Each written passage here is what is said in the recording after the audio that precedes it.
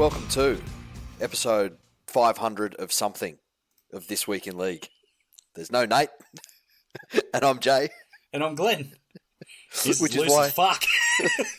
the fucking inmates are running the asylum. Oh, fucking hell. Welcome to Season 2, Episode 1. You know when old Aaron Woods' biggest fan is the voice of reason, and he's not here. Yes. Sad state of affairs. But literally paralysed with fear. Couldn't hit the answer button on the Skype call. There's just a general lack of interest. Yeah. He knew that there was a fair bit of flack coming for the Aaron Woods thing, and yes. he's. Oh, look, we jest. It's avoidance. We jest. It's not fair. It's not fair. It's just taken him. He's missed the deadline for his fucking spin routine. So he's currently waiting for ChatGPT to use AI to tell him how he can effectively spin, not being fucking under the earth at the prospect of his club signing Aaron Woods. Because didn't he enjoy the stories of the Tigers being on the precipice of Woodsy coming back? Yes, he was thriving on that. But now, so that's a great. Sorry, Glennie, what was you going to say? But now he's big fan. Certainly big fan is. all over it. Big fan of the big man. Yes. What a segue. Let's go straight into the news, and we'll lead off with that story. It was reported there were a couple of rumblings about it, but then it came out that Aaron Woods was on his way to Manly in a player swap with the Dragons. And the interesting thing here is that Manly did not give anyone. They just got Aaron Woods because the Dragons were so keen to get rid of him. There you go. So he's gone over the Dragons, and the Dragons are getting the interestingly... Fuck, this guy's a time traveller. Viliami Fafita. It's like he was named after the two most mid players. And they've set him back in time to reclaim his name's fucking... but a lot of this has been beat up. There's really no one of first grade quality going either way. It looks to be either St George trying to shore up their stocks for the future, and Manly looking to relieve some cap pressure. Anything you want to say on this one, Glennie?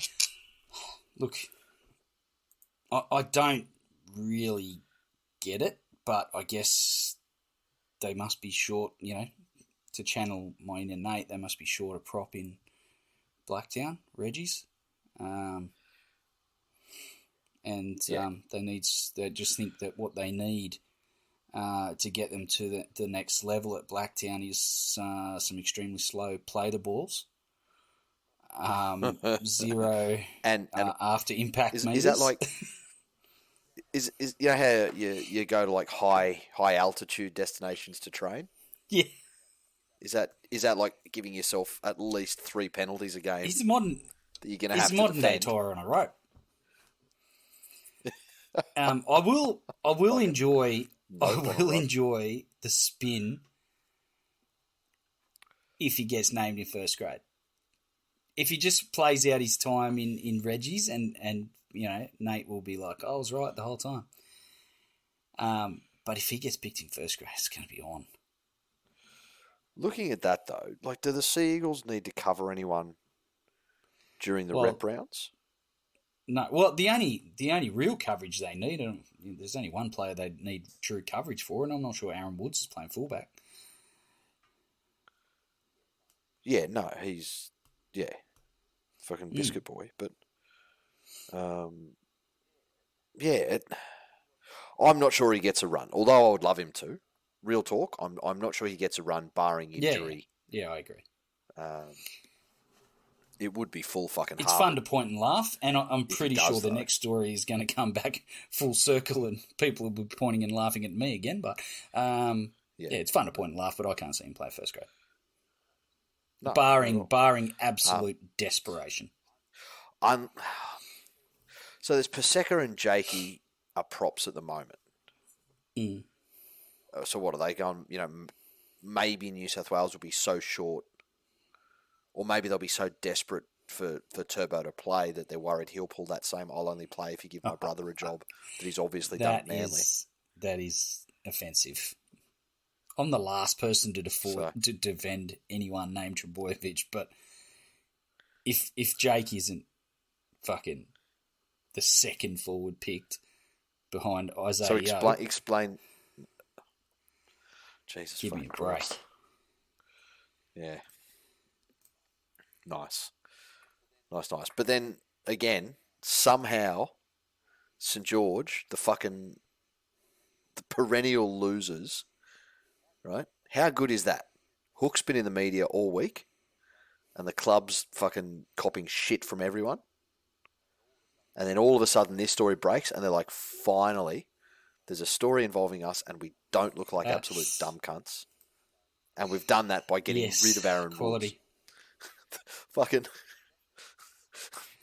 next minute, there's fucking Moses Sully has come out with a quote saying, "I didn't want to come here either." God. So that was the articles. I didn't want to come here either. Dragon Stars shock reveal after latest swap deal. So essentially, it looks like the two Manly players have kicked up a fuss about being swapped out to St George Illawarra. And Moses Sully's come in and said, "Yeah, I know exactly how you feel because I didn't want to be here either." Look, I've always said the only thing worse than the Dragons is their fans. Fuck, that might have to change because Jesus, Dragons are fucking a joke. They're a shambles. Because he said we've got the same manager, and he let me know that Fafita was looking to come here, and from what my manager said, Fafita didn't want to come. Just shut up, mate. God. Just don't. Yeah. Who does that help? Yep. Like, surely read the room. Your club's under fire, and it's rubbish at the same time. They've got one good player in the entire roster and not a single good fan. And then he's got to come out and just fan the flames with his coach under fire saying, "Yeah, I understand. I didn't want to fucking come here either, this shithole." Hilarious. Oh, what have we got here? Do you want to talk about Suali'i being poached and the amount of shit that's come from that? Brandon Smith's comments. It's just... For fucking oath. Fuck, he's a character. Yeah. Look, at the end of the day, someone's going to pay the kid $1.6 million when he's played, effectively one season of first grade, a handful of games this year. Yeah. Yep. I'm not going to hate on the kid for taking it. From rugby's perspective, they've been down this path before, with Eddie Jones at the helm, with taking league players and paying them big bucks and. But let's just, off the top of our head, there's been Matt Rogers, there's been Wendell, there's been Lottie. Yeah. Andrew Walker. Who else went? Andrew Walker. Who was a big St George Parramatta winger? Semi? Did he go to the Wallabies, or was that another country? Rugby. Vunivalu, I don't know if he's played for the Wallabies, but he's played club rugby, super rugby. Yep. But yeah, that era there with Rogers, Lottie, Wendell. And would you say that at the time Wendell and Lottie were at the peak of their powers? Oh, maybe the tail end of their peak, but still salt like big names. I feel. Oh no, 100% big names. But what I'm trying to get to is that you can, be a fucking mid rugby league winger or centre, and then all but waltz into a fucking Wallabies jersey. Yeah, absolutely. And if that's your draw card, hey, here's millions of dollars, and a guaranteed spot, on the world stage, and you can play in a World Cup, and there's still only three clubs, three countries that can win it. It's no different to this is the thing that gets me with rugby. I know they do a lot more overseas tours and stuff like that, but it's like, get to play in a true World Cup. Who else is winning outside England, Australia, or New Zealand? Yeah, exactly. Yeah. Like France fluked it once. Okay, cool. Yeah, that's it. But yeah, South Africa and New Zealand. Sorry, I forgot the South Africans. But it's effectively... Yes. So essentially rugby is just a game for the absolute worst people on the planet. I'll let my wife know you said that. Yeah. Okay. Yeah, 100%. Bring her in. Tell her she's in the same boat as Kiwis. Okay. Not sure you know much about my wife, but it's been... Should have been a fucking Noah's Ark of that. Yeah, good. Would have been called Noah's cunt shit. Yes, but look, you can't hate on the kid. I just think, and sort of flowing on from what Brandon Smith said, 1.6 million into grassroots rugby programs to get kids interested and actually wanting to play the sport when they're 8 and going all the way through.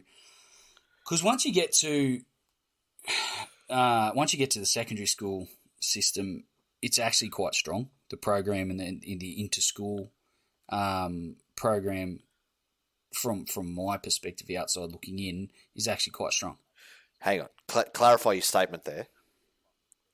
Once you get to a fucking fed with a silver spoon secondary school, the program is quite strong. That's rugby. That's rugby in a nutshell, schools, right? So yeah, exactly. So they've been down this path before, and I don't know really. Like, Cleary's come out, in the media's beat that up and said, he hasn't shut the door on a move to rugby. I'm like,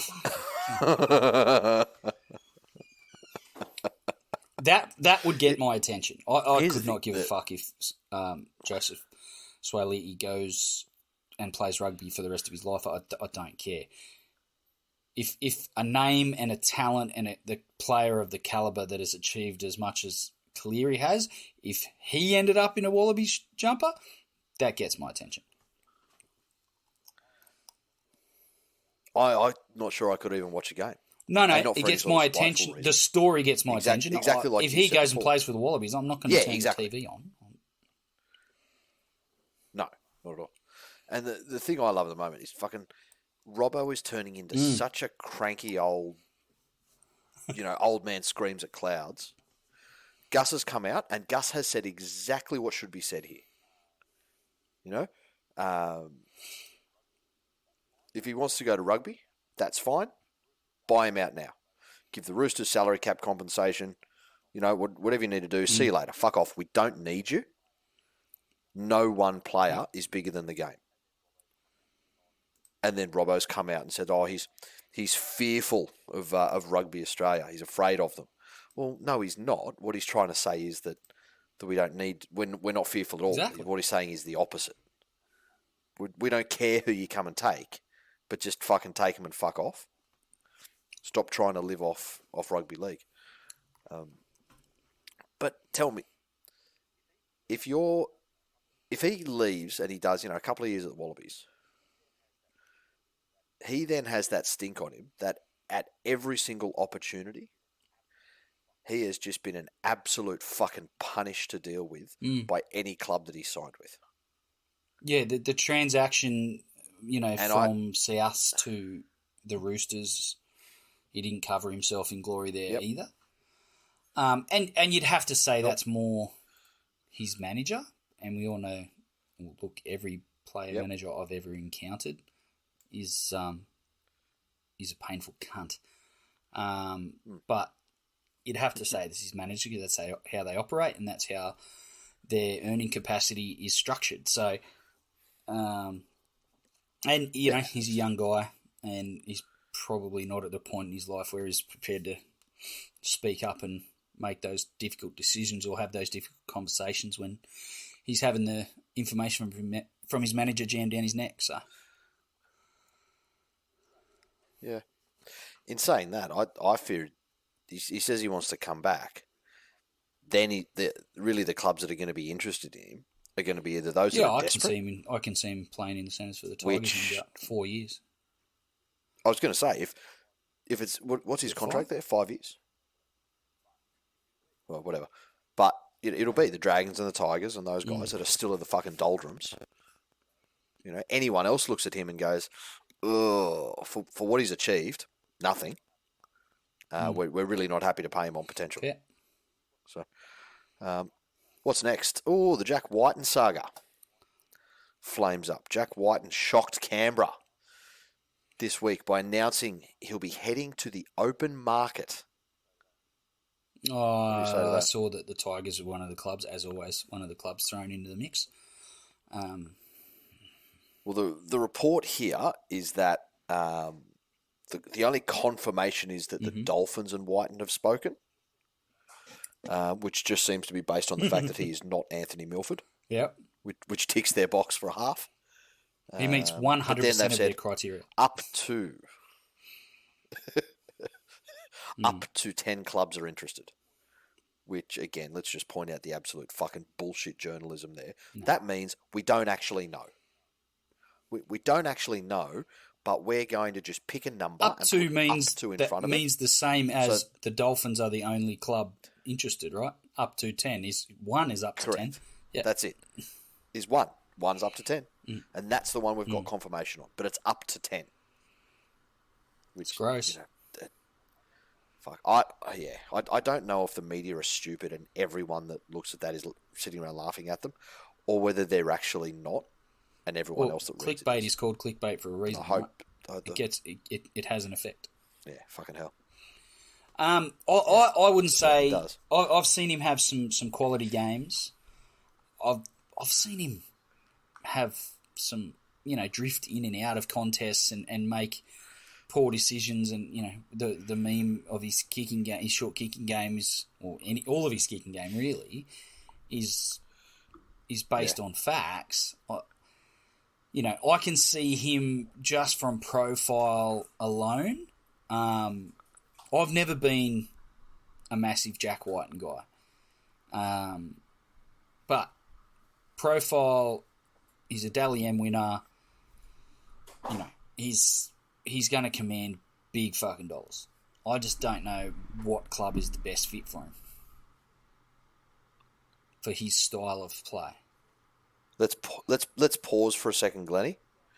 What's up? As we welcome the third leg of the tripod. Well, if it isn't me, join the stepdad, and as our good friend referred to you recently, the Bogan Hasbulla. Wait, how did I get kicked? And this other cunt just gets off scot-free. Do you want to do a 3, 2, 1 clap? No, we can do it at the end. It's all good. Fuck yeah, okay. We're just talking about Jack Whiten and the fact that he's told Canberra, "Fuck you, your shit." Yep. It's essentially like his short kicking game would be like if Lance Armstrong's kid got to the age of 12 and didn't know how to ride the bike, or take steroids, or have one ball. What's he on at the moment? Does anyone know? Like, what's his current Lance Armstrong. No, Lance Armstrong. I mean, Tren, Decker.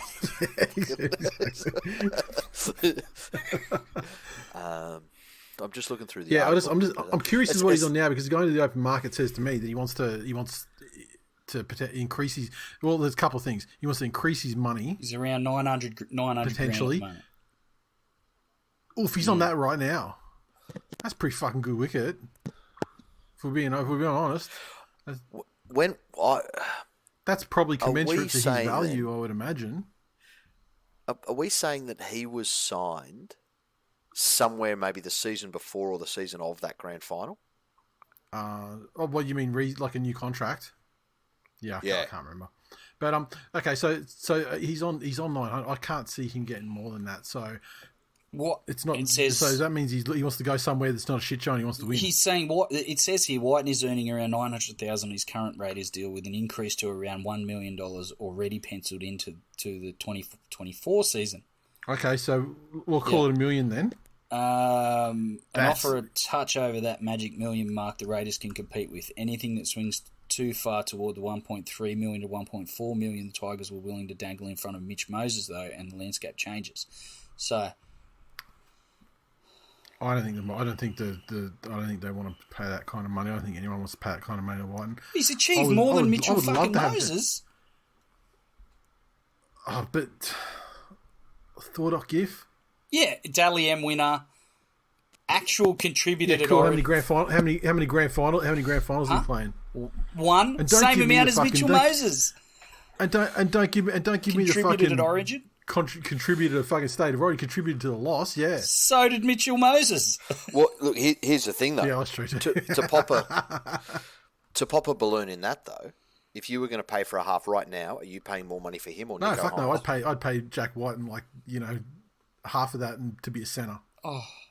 And that's my limit. That's my final offer. Dad, this that was going to be my just point. Blasting ignorance. Oh, what? So, you say you pay Jack Whiten to kick it dead out of the halves? No, you would because your team needs Well, anybody. I don't need another player to kick it dead. I don't need that.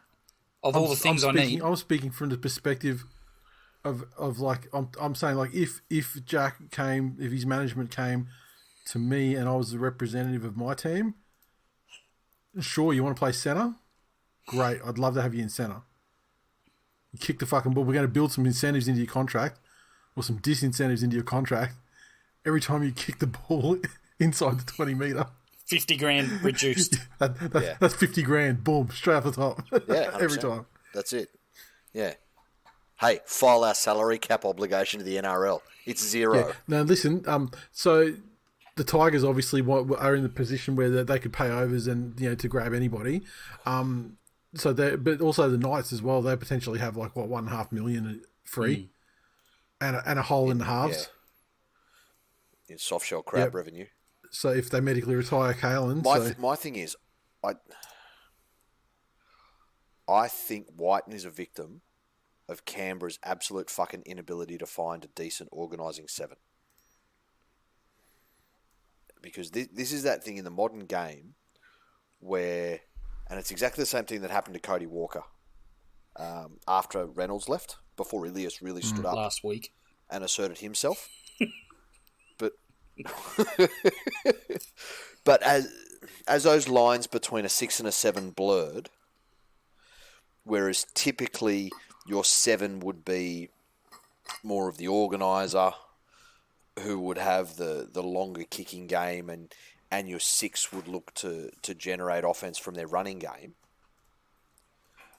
then it's just turned into the fact of the most experienced or highest paid half is dubbed the organising half, even if they have no business must live up to that. In that position. And that's done Whiten 100%. That's done Whiten absolutely no favours whatsoever. He needs to be the Cody Walker to an Adam Reynolds. And unless he can get on a team where there is that setup, and looking around the league at the moment, there's not a whole bunch of that, especially in teams that have any cap money. Yeah, the teams that are likely to be suitors. So anywhere he goes, he's going to turn into, especially at that money, he's going to turn into the highest paid half, therefore the highest ranking half, and have that expectation that he's going to need to play that organisational game again. So he's going to leave this situation for another shit one. What about the Tigers load up and they go Jack Whiten for 6, and then they bring in an organising half from overseas, Mitchell Pearce. Well, what a fucking segue. This motherfucker knew what he was I need you to stand up because I need to double check that you don't have 2 wheels and a battery strapped and an uncanny ability to stay balanced.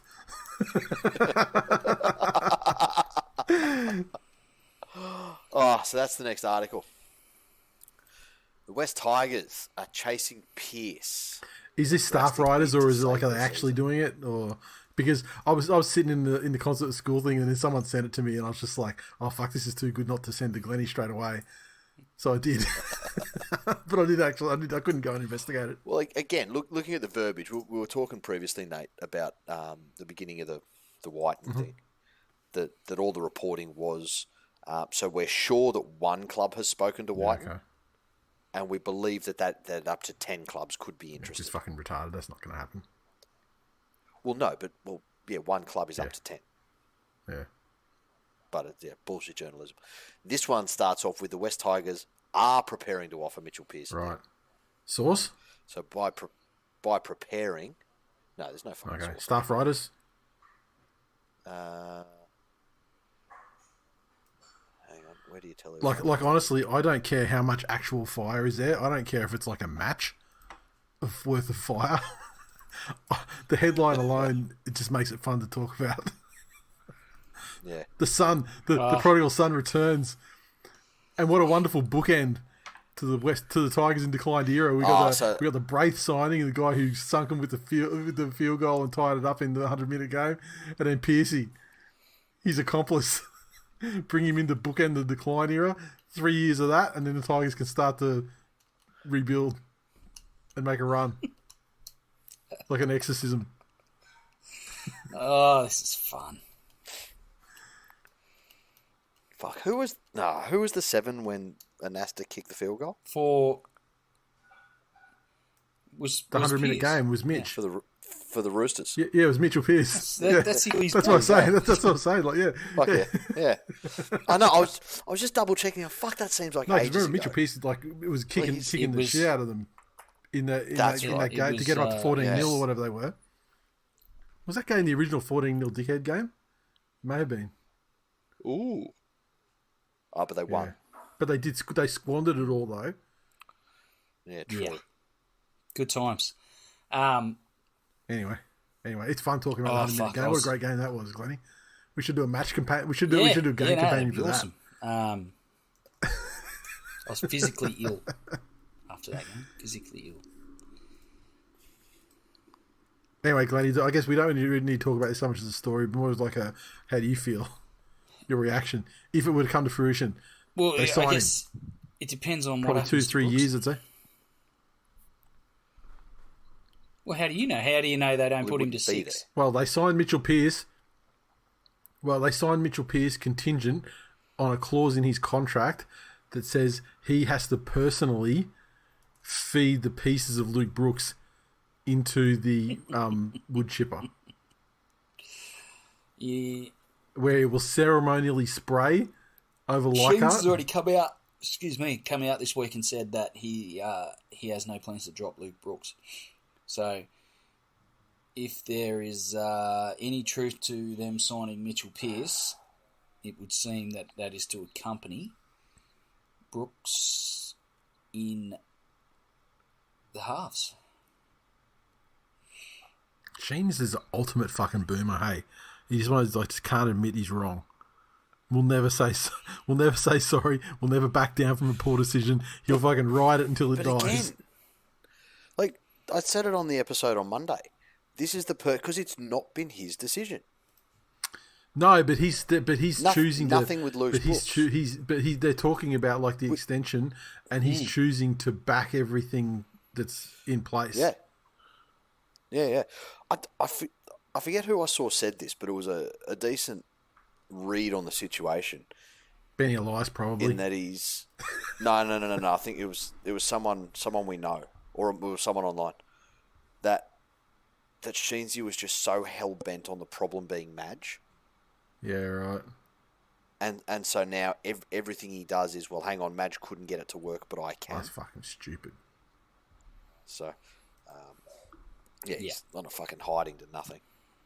A hiding that he put himself in and now regrets, as evidenced by that quote where he said that sometimes he wishes that they did fucking sign Sorrello. That's incredibly frank. There's been a lot of frank talk in the media this week. You see Moses Sully. Yeah, we just went over that Dragons. before. It's fucking hilarious. Fucking brilliant. We've saved you the indignity of the Woods. Oh, who gives a fuck about the fucking Woods? He's a fucking potato. He's going to play for Blacktown. Every club's got him. I mean, yeah, Tigers have got 11 of them. You're just proving Glennie right. Every word you say is proving Glennie right. Sometimes, why isn't Glennie allowed to be right? I mean, He's allowed to be right every now and then. Jeez, I don't know. I mean, I'm going into this without having a fucking clue what he said, but yeah, at the end of the day, you release two players that never played first grade.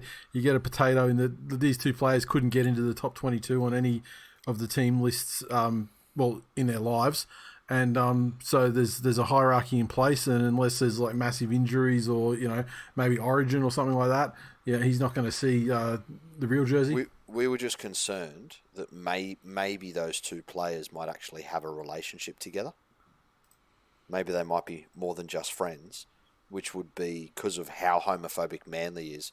That'd be the only reason I could think of that someone would knowingly take Aaron Woods. Yeah.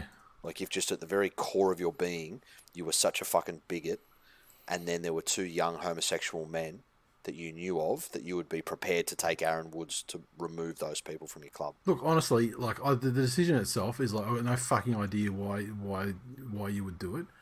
But at the end of the day, it's not going to be the first grade's problem. And I guess, and we can say a lot of things about Aaron Woods, about how fucking shit he is, and what a meme of one of those meme players that he has become. But one thing that I don't think you can say about Aaron Woods, like he's not a cunt or like a cancer or like a shit bloke or whatever like that. So, and allegedly everyone loves him. So. Like off the field and around the sheds. Yeah, so worst case scenario, if he just gets around and bestows some fucking veteran blah blah on these kids over at Blacktown, then great. Yeah, 100%. Well, that's about all we have in the news this week. Sorry, just one thing on the Wood thing. I was just saying, remember we also have Flano as one of our coaches, and history has shown that Flano himself took a reserve grade Parramatta plodder and built him up to the point where he became New South Wales captain and boxed for 4 rounds every now and then. So he's capable of fucking achieving miracles with plodders. So who fucking knows? Who knows? We could get the Renaissance, like the one last ride with the motivated Woodsy. Taking Blacktown to the Reggie's Premiership. Oh, here we are, looking up. And again, this is just absolute fucking bullshit where they're just trying to turn shit that happened on Fox TV shows into Fox Sports articles. As always, that's 90% of the content. Freddie must pick Swali. He's like a fringe fucking... No, he doesn't have to pick shit. He's mid. He's just fucking mid. Yeah, no more talk of that. He's got Latrell. He's got Trell and he's got Trell and Tommy back this year, and that's two positions. Yeah. He doesn't need any fucking outside backs at all. So if we're picking the Origin team now, you'd say To'o retains his spot on the wing. Yeah. You got Latrell, you got Turbo. Who do you put on the other wing? Well, Fox is the first man picked because of the mistake they made not picking him last time, and then you got Teddy at the back because obviously captain as well. And if you're not picking Fox, you're picking that other fucker from the Dogs that's having a blinder of a season. Yeah, well, he would be well, and you're and Birdo would be in the squad as well, right? Yeah, where do you put Birdo? Do you put him at 14? Yeah. Well, I mean, you see, I can't imagine he would start in 6 or anything like that. They'd probably keep the combination intact. No, he would. But at no point in that fucking selection process does Swali get a look in. No, he's like the kid that you put you might throw the 18 on or get him into camp to get around the boys because you're looking to him in the future. And he's not. Yeah. There's no future. He's signed with Union. He's not, so he doesn't get that. No. Yeah. Fucking. Fox Boomers. I did enjoy Cheese though. That was so good. That's my favourite thing about the whole situation. To both the Wallabies and Union. Yeah. But then you see the response from the fucking rugby idiot. I don't know what position he holds, and he's like, he's just confirmed everything I thought about him. Have a cry, you fucking R.M. Williams wearing fucking Country Road chambray shirt wearing fucking punk fucking bitch Fridays fucking oh fuck I hate Union cunts. You know what? If you get up and you decide I'm going to wear RM Williams boots today, To go clubbing. you don't step outside and immediately step into cow shit, you have a problem. Yeah, like Glenny straps on the RMs before he goes out for fucking to the spotted cow for a couple. But Spotted cow's fucking that's delightful. about. It's a good steak. I enjoy it there. No, mate. Are you a rum pig when you go there, Glenn? No, Watch just out! a pig. I'm a rum pig. And if you don't believe me, the sticker on my car confirms it. I am a pig for the rum. Fuck everyone. That's the news. Cool. All right. So we move on to the games then. All right. So let's see what we have here. The Titans have the bye this week, and Thursday night we commence with the Roosters taking on the Eels at the new Allianz Stadium. And what do we got here? So Joey suspended out of the side. Drew Hutchinson named in centre. Corey Allen and Nafo White joined the bench, and Terrell May is out of the squad. The Eels, what do we got here? Junior Paolo got a suspension, so William Grigg named at prop in his place, which is a pretty good. I mean, the way he's been going is a pretty good substitute, to be honest. And Murchie returns on the bench. So, Barlow's a big out for Parramatta. yes. But Greg has been he's been one of those madmen coming in, doing a job and targeting players, and so I don't hate him as a sub. I mean, is he good? No, but they're not losing as much as you'd think. I think. Yeah, they're not. I think this one will come down a lot to how Parramatta back up after last week. Because last week was a big emotional game for them. It'll be interesting to see the sort of performance they put in where it's, back to regular business, back to just another season game where it's against another top-tier opponent or one that's expected to be there at the year's end, but they don't necessarily have years of bad blood with, and that rivalry they have with Penrith.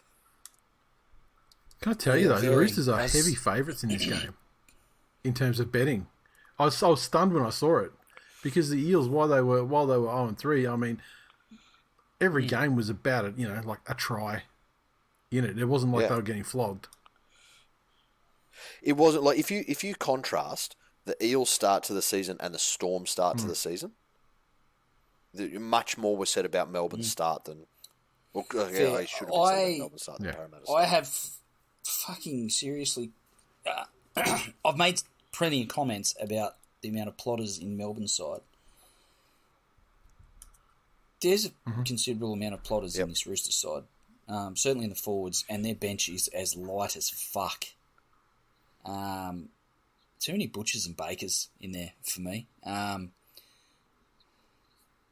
You remember when those guys were that was the bench, and it was okay because they had the Butcher brothers in the back row that starting, and you got Corey Allen, Turpin White, and Baker coming. Like that bench is light as fuck. The only consolation to that is I'm not sure Paras is a heap better. I don't reckon Para keep the momentum going though. I think they'll want to come out and make it a bit of a shootout. Brandon Smith's a key for me for the Roosters. I think up front, Letters and Lindsay Collins should be able to get over the top of RCG and Greg. And then just giving Smith a bit of time and space to create and give Keary and Walker time, I think the Roosters will win a close game. There was a big difference in the Roosters just through the return of Letters and Brandon Smith. And so that's it. I do hold concerns about their squad and also with Joey out, but I don't think they deserve to be the favourites that the betting has them installed as. No, it was a bit of a pick 'em, I reckon, to be honest. But I would be fascinated. I would be absolutely fascinated to run through a season, and you'd have to pick a time to do it, but just to go through and like have a footy tipping account, just with whoever was favourites in the betting, and see what you come up with at the end of the year. I reckon you would go close to winning most tipping comps if you did that. Yeah, but then you do have those rounds though, where people get one of 8 because the teams that were the favoured teams all lost, or a large amount of them lost, and there's a bunch of upsets and shit. Yeah, but again, if everyone's getting 1 out of 8, you're getting 1 out of 8 too. You'd probably still win the tipping comp overall. I feel like in tipping comps, there's a percentage of people, and it's probably lower than you think, who go through and think about every single game, and they run through all the permutations, and they make a decision that's pretty educated. I reckon there's a large chunk of people that just go I'm talking less about the tipping comp. Yeah, I'm talking less about the tipping comp itself, and more just about if someone's a heavy favourite. Yeah, they're more likely. Yeah, there's probably a good reason for that. Yeah. All right. The Raiders take on the Panthers in the pub slot game down there in Canberra. The Raiders side, Rapana returns on the wing, which pushes Schiller to the reserves, and Jamal Fogarty is back in the side. Jack Whiten is suspended, and Frawley switches to 5/8. They are starting with Wolford and 14 for Starling on the on hooker watch in Canberra. Panthers side, Garner's out. Sorensen starts. Lindsay Smith joins the 17. Sonny Luke is out.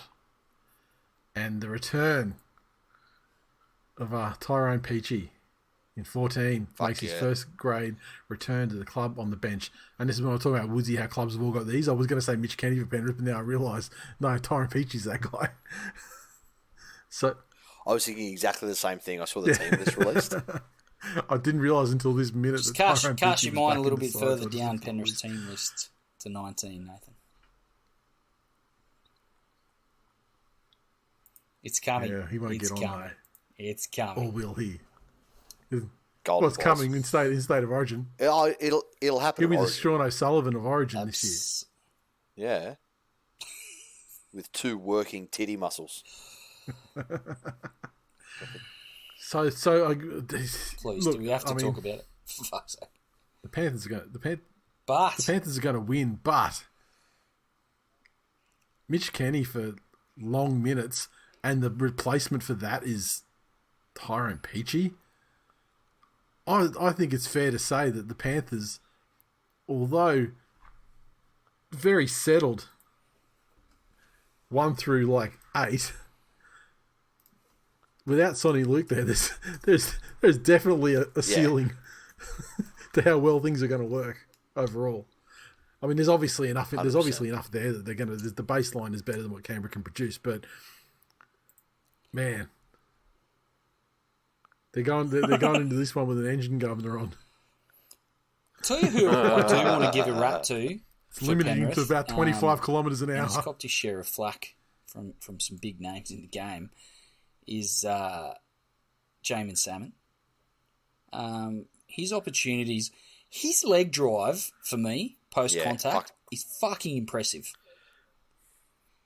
If you watch him closely, he looks wrapped up, and he's still carting people for a few extra meters every time he hits the ball. It's another element. So you're saying would you clarify? Would you categorize? Well, I know his legs. Maybe all the strength went to his legs, and there wasn't enough to get to his gut. I don't know. All right. So he's weak gutted, but with a butt. But strong legs. There's a butt there that actually makes it all right. Yeah. It makes it not an insult. Yeah, Penrith right. By fucking how many? Penrith by as many as they're interested in winning by.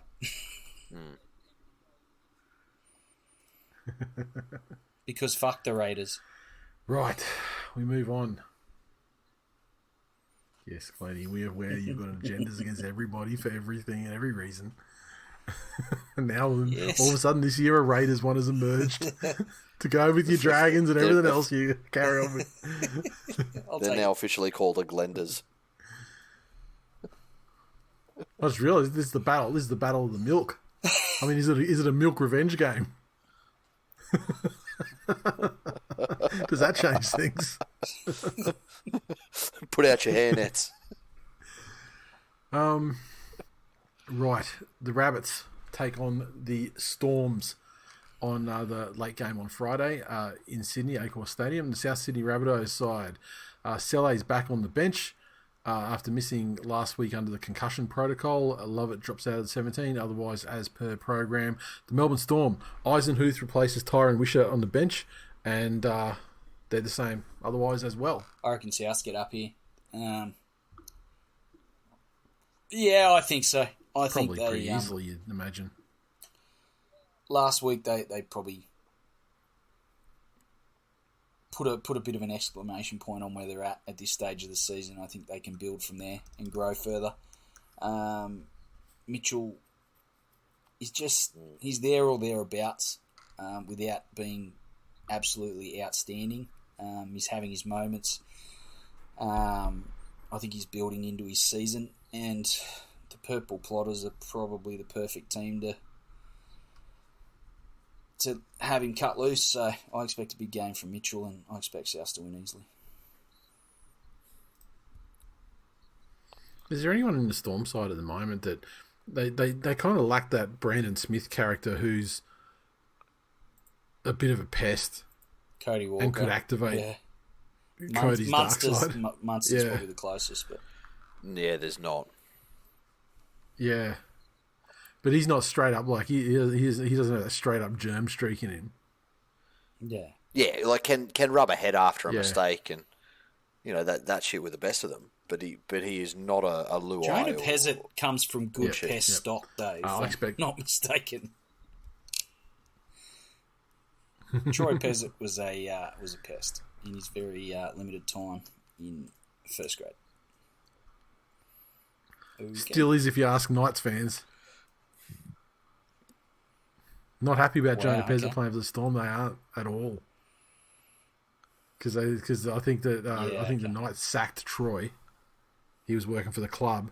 He got a job with Melbourne and then extricated his son and took him with him. And it's a little bit over-seasoned with the salt, the whole scenario.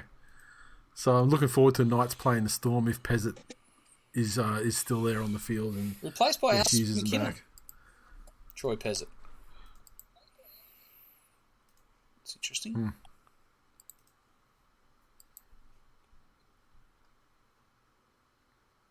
Yep. Troy, quite the contrary. You think Troy did stand for that. Fucking hell, what a pest. He even kills conversations. The fuck are we still talking about this cunt for? Yeah.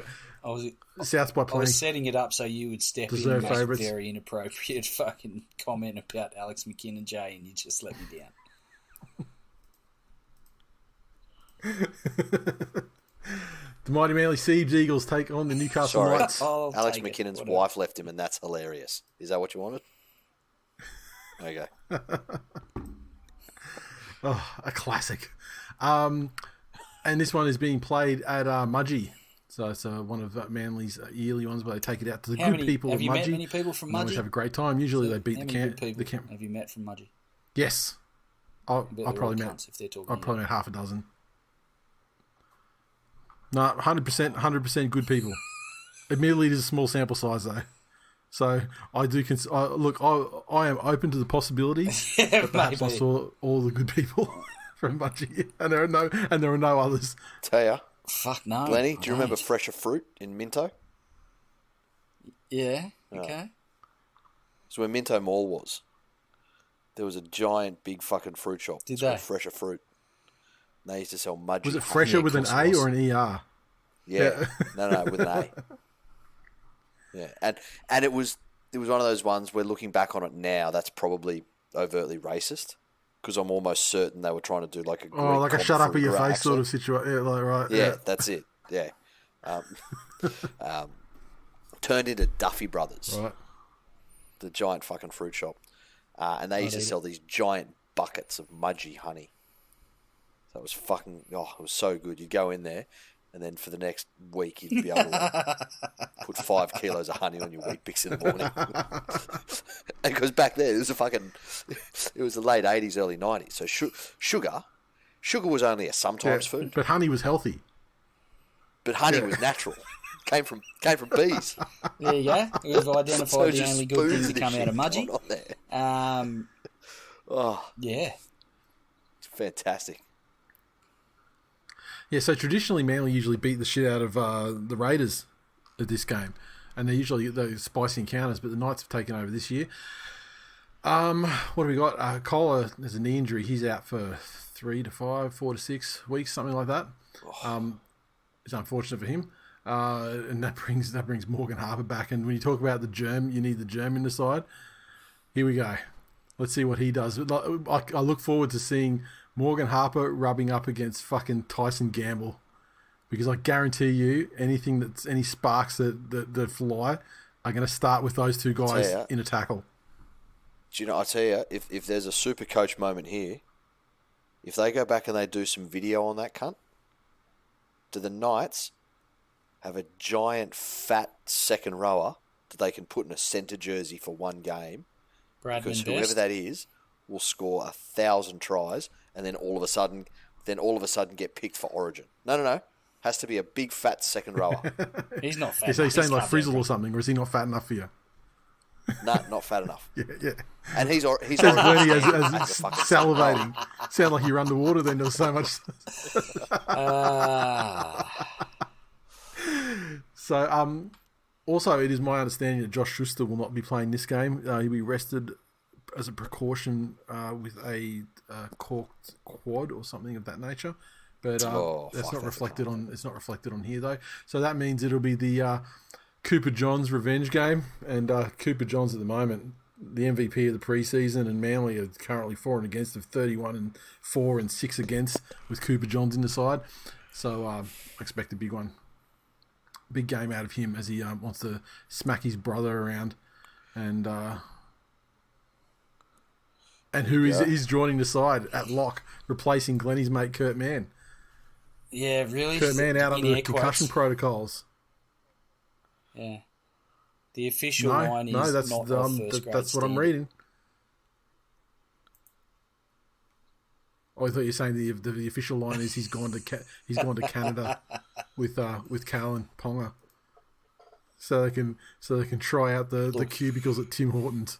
It wouldn't surprise me. Together, is the only thing. Yeah, the fact that Kurt Mann is no chance of holding onto a football, but can keep a very vice-like grip on the coattails of Cal and Ponga is one of life's true ironies. But Manly 13 plus in this one. If they're serious, they should. Unless they they take the field after having spent any amount of time in Mudgee and just being fucking that bored that they cannot be interested in playing the game. Well, that's the thing. They do. They spend the time in Mudgee and they realise it's boring, so they provide 365 days worth of highlights and entertainment for the good people in Mudgee. Novocastrians. What are people from Mudgee called? Mud germs? What are they called? Mudgets? I don't fucking know. Not from fucking Mudgee. How dare you? You're from down there. You tell me. Oh, you're from like close to it. Yeah, I've just looked up the top 10 things to do in Mudgee. There's a winery. Go. It's not a winery. It's just a bunch of goon bags there's a thing called pegged. Tied onto a Hills hoist. Pegged to some fucking letterboxes. There's another winery. Bet they make rum. There's Baker Williams Distillery. Sounds like the number one thing to do in Mudgee is get pissed. Yeah. Wineries, the cellar. Is there anything that listed isn't a winery or a distillery? That's the people that send you to the winery. At 11 in the I'm top 10. pretty sure that's a distillery as well. If you get close enough to the guy at the front desk, you'll still get pissed. Winery. Oh, there's Dunn's Swamp. There you go. So there's a fucking moisty named after B.43. A winery. Gorey Park Wines. We've spent way too much time on Munghorn Gap this. Nature Reserve. What's a munghorn? We really have. Fucking You should have stopped Let's at go. the fucking distillery. All right, Manly by heaps, if there's a God. The St. George Illawarra Dragons take on the Dolphins. This one is down in Wollongong at Wynn Stadium. Jack de Belin is named in the reserves. The 17, however, is unchanged. The Dolphins side, obviously, without SOS, he's out for 3 months after undergoing pec surgery. I think it was yesterday. Katoa returns after being a late withdrawal last week, so he'll be pairing Milford in the halves. Tessie New is out, succumbing to that knee injury he sustained in about the 10th minute of the game last weekend. Jack Bostock comes in for a debut. Marshall King returns from suspension at hooker. That's a biggie. Herman Sasa is set to make his debut in the front row with Farmasili dropping out of the 17. So, look, positive getting Marshall King back. Positive getting Katoa back. Still carrying fucking Milford. They got nobody floating around that they can bring on to debut that's an actual halfback. Look, I feel better about their prospects with Marshall King back and Katoa back. It's not all going to come down to Milford, but man, he was fucking bad last week. It is interesting that their depth was one of the things that we all questioned at the beginning of the season. I didn't think it'd be in the halves, though. I thought it'd be one of their, ex-Storm props that went down that they'd need to cover. The Dragons have been pretty poor, though. Thing is, the Dragons have been very strong in the first, up to sort of 60 minutes of the game. Where they've been in it or leading, but then when they decide that the game has been lost, because they don't capitulate while they're in front. Obviously, they'll let the go ahead one in, and then when that happens, then the floodgates have kind of opened. Especially like the last fortnight, especially. But in contrast to that, we've also seen the Dolphins hang in games for that 60 minutes. That by all rights they should have been blown out, but somehow stick around. If you put that same situation that the Broncos were in last week and put the Dragons in there, you're 100% right, Nate. Yeah, they get 50. The Dragons go, oh my fucking God. And then I honestly think jerking off over their corpse. The Dolphins work the Dragons over in the forwards. I think they get on top early and by a fair margin as far as the forward battle. I think Marshall King being back then gives the ascendancy in the ruck to the Dolphins, and if he can control and get a quick ruck tempo going for the Dolphins, I think Katoa is a real key with the hammer floating around through that space. So it may actually nullify some of Milford's presence. So I think the Dolphins will win. Yeah, I think it's unquestionable that they've just got the spirit around the club where they can hang in a game, like no other team really. I mean, if you want to go pound for pound, like talent for talent, versus what they're producing as a baseline, I mean they're almost unmatched. I think scoring points is a problem for them. So that's the real key. I mean, if they can get a bunch of points against the Dragons early, and sort of get a couple of tries, then I think I think they can go on with it. But having said that, I can also see them having being this Dow battle where the forwards kind of cancel each other out, and Ben Hunt gets enough to beat a Dolphin side that may have trouble putting points on. Yeah, I get that, but if you when you say the Dolphins have had trouble putting points on, though, like they scored 28 points against the Roosters, they scored 20 points against the Raiders, they scored 36 points against the Knights. Yeah, and they don't have their halfback anymore. Oh, I know that, but they're not exactly going up against a fucking defensive powerhouse. Well, this is true too. Look, I hope they shock an Orem and put 50 on them. Fucking sponge. Dolphins. This 2023 is about sponge cakes And the moister the better. Depends on Really. what made it moist. So you know what makes it moist. Quality baking. The tears of fucking Dragons fans. They come from Coles, mate. Are you really expecting quality baking? I was going to see if we had a scientific name for a blowhole and we could just rename jam sponges that. But that's the technical term. Oh, that thing's called a blow. Okay, well there you go. Yeah. And who said that it's not educational? Listening to this show. Yeah. I mean, everything else has got a fucking fancy science name. Like, the fucking front dorsal appendages. Yeah, why couldn't it have like something like cloaca or something? Yeah, that's it. Bloaca. That's what it's called now. I'll tell you what that's called. This episode's called fucking Bloaca. All right. People are going to fucking wonder what the hell's going on there.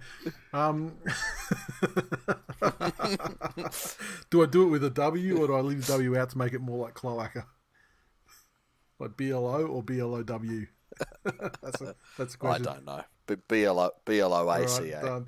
That's going to make people go, what the fuck? All right, excellent. The Broncos take on the West Tigers, Suncorp Stadium. Are you coming down the hill, Glennie? Saturday night. So anybody, don't bother because I'll be in a corporate box. Give him a shout. Under stadium Facebook parking, group. and I'll be fucking off as soon as the game's over with my tail between my legs. I reckon. So if the Broncos happen to have a Make-A-Wish round and when I'll say tail, you remember the West Tigers, absolute flaming torches and pitchforks, people that will be after me when the Tigers storm home to a glorious victory for the ages. Glennie, lest we forget that last year in the corresponding fixture, the West Tigers easily dispatched the Broncos in a huge upset, which was the catalyst for their string of losses, resulting in them dropping from the top four to out of final contention. West Tigers did that. Responsibility for it. So the Broncos are unchanged from the side that had the what would you call it? The illegitimate joy win over the Battle of Brisbane. The West Tigers side. What do we got here? Simkin, Matamua and Toa replaced Laurie, Seyfarth and Bloor on the bench. Quality. And otherwise... Yeah, fuck 'em. You got all these Panthers, Glennie. You're not even using them. Do you want them back? Such a shame. Wait, reserve that until we see how Tyrone Peachy goes. Oh.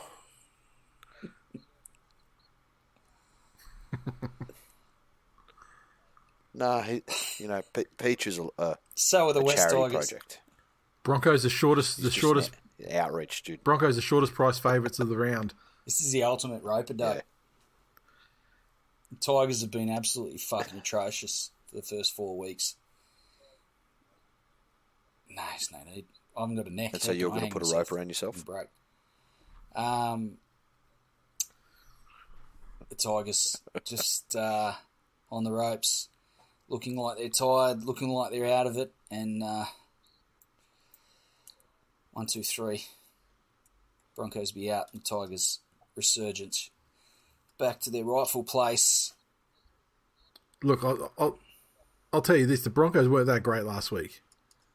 I mean, it was like one of these games where they got the result and they sort of certainly hung in and maintained their lead and put a cap on it at the very end of the game in the last play.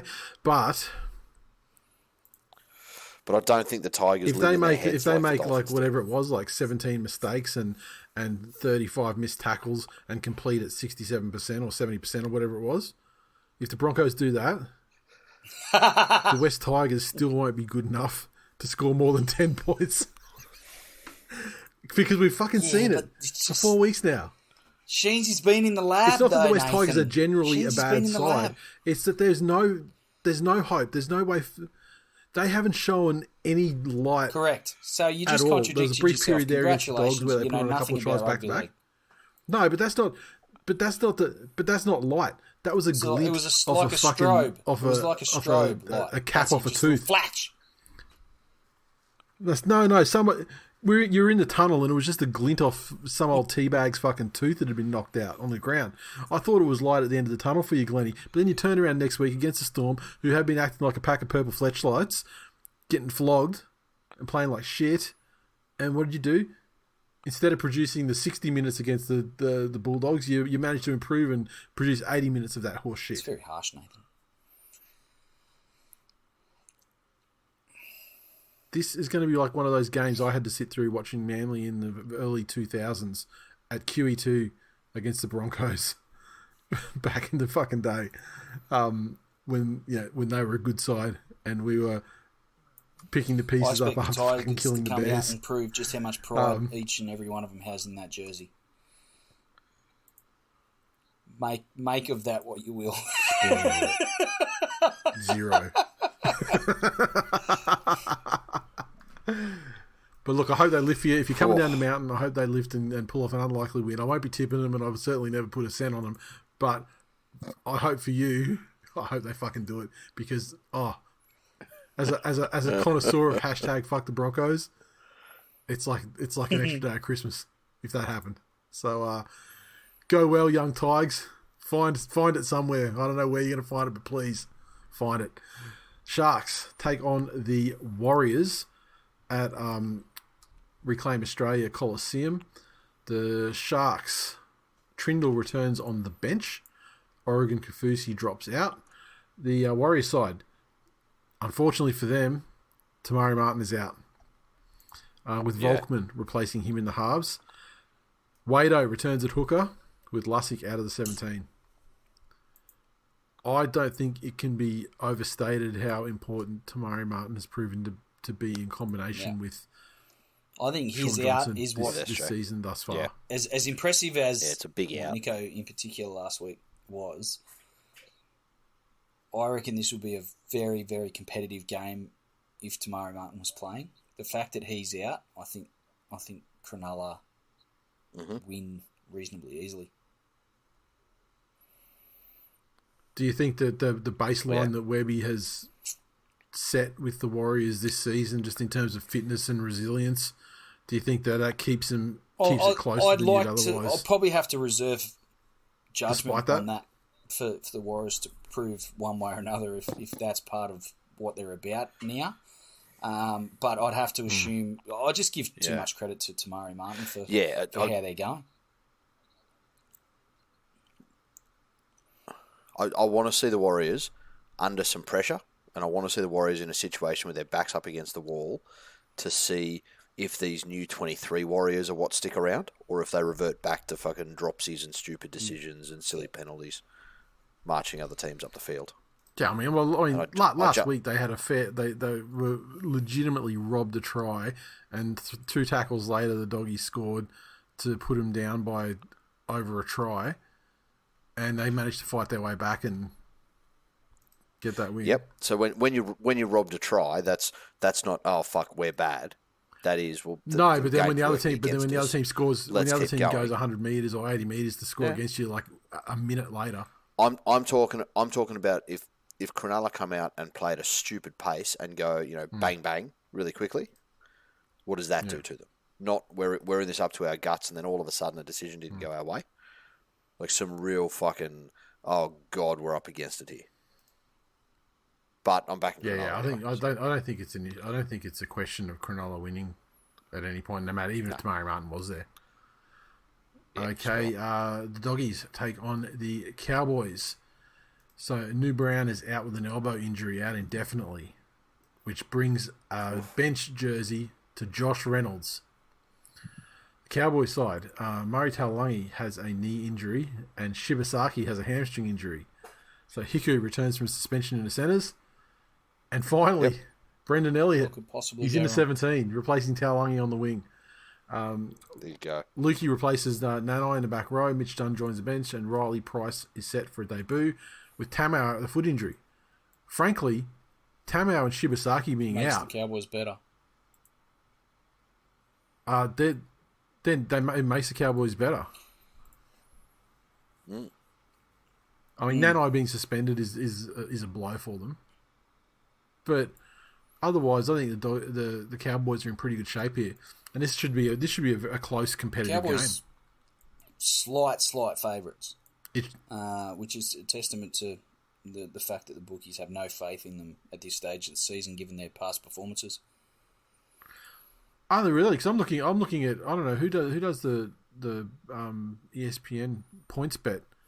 Points bet have got it at $180. Sportsbet has Cowboys at $1.87, Bulldogs slight outsiders at $1.93.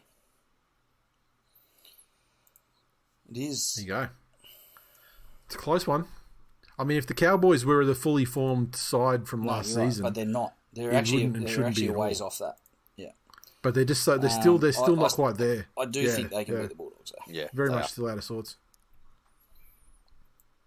Yeah, I agree. There's too much class there, and the Bulldogs, whatever they've got going for them, they also don't quite have a handle on it yet. Yeah, true. They've slightly expanded with the addition of Reed Marnie. They have slightly expanded from the Matt Burton kicking for Fox, but I don't know. I still worry about them late in games. And the Cowboys, I don't really have that same concern. So Cowboys 1-12. Let's say the Cowboys in a close one. 1-12. All right. That's done. So that's it, boys. That's the games. Anything else you want to talk That's about? us. What a ride. It was. Bit emotional. It has. I feel like Really? there's been good energy, high energy.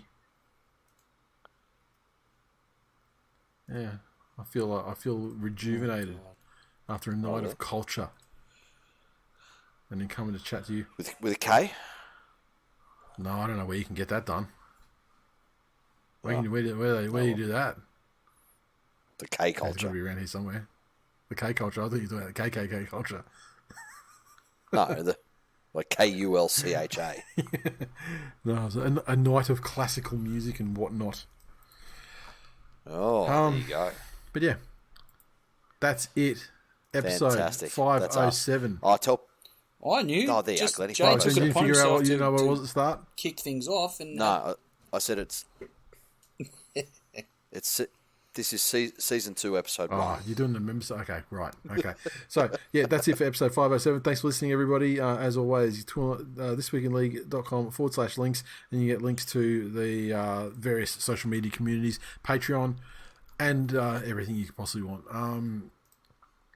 If there's nothing else, fellas, I'll talk to you on...